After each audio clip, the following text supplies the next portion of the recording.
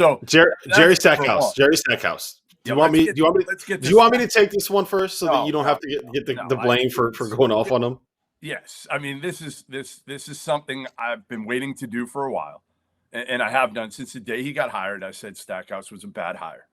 And I really said, as much as anything, I thought the athletic director was an idiot, the former athletic director, for firing Bryce Drew like a month into his tenure was a complete moron. And then he got fired for doing some crap within the athletic department. So he's gone. New AD. Listen, bottom line is I think I'm right on this one.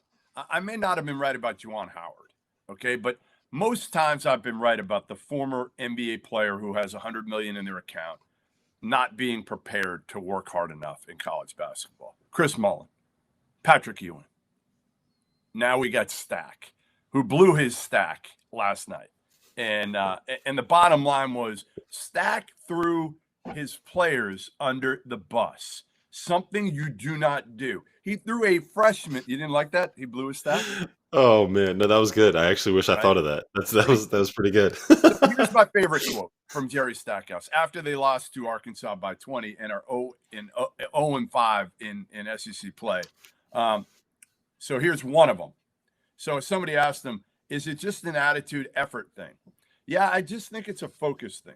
You hate to point to one thing, one guy, but it's just today, it was literally Miles Stewart. I couldn't even keep him in the game. And again, freshmen are going to have ups and downs, but they're supposed to be able to play well at home. I expect them to not perform as well on the road. That's typically what role players and young guys struggle with. Like, come on, Stack. That's bullshit. That is bullshit to single out a freshman who played 14 minutes and put that on him.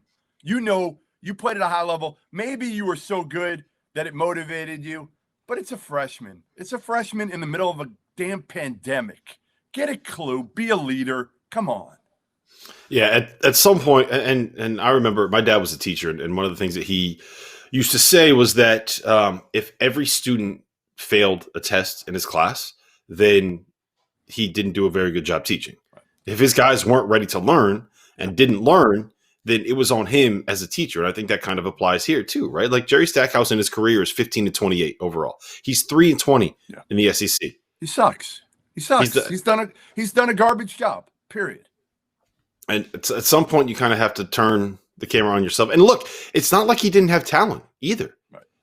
Saban Lee's an NBA player, Neesmith right? Hurt for part of last year, so I get it. They were like 8-5 with Neesmith, and then they bottomed out without him. They still had Saban Lee. They still have Scottie Pippen Jr., who's averaging 22 a game. My bigger thing, Rob, is, according to my sources, over and over, I've heard from plenty now, the dude doesn't work hard enough. Number one, he doesn't work hard enough, which is no surprise for, again, a former NBA player. Number two, his whole approach has been, I'm going to out-develop people. I'm not going to out-recruit them.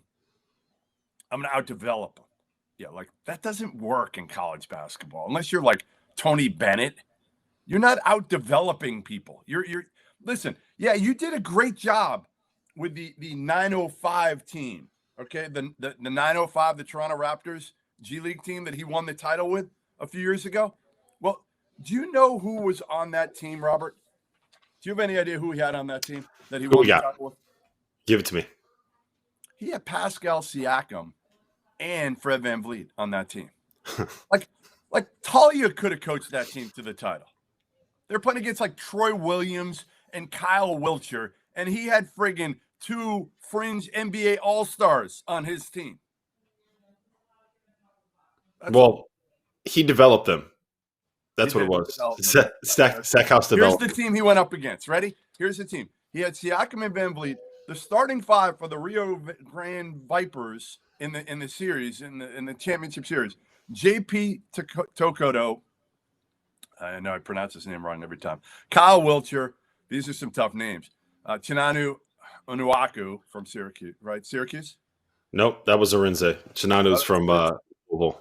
Louisville, yeah. Troy Williams and Darius Morris. And he had Fred VanVleet and Pascal Siakam.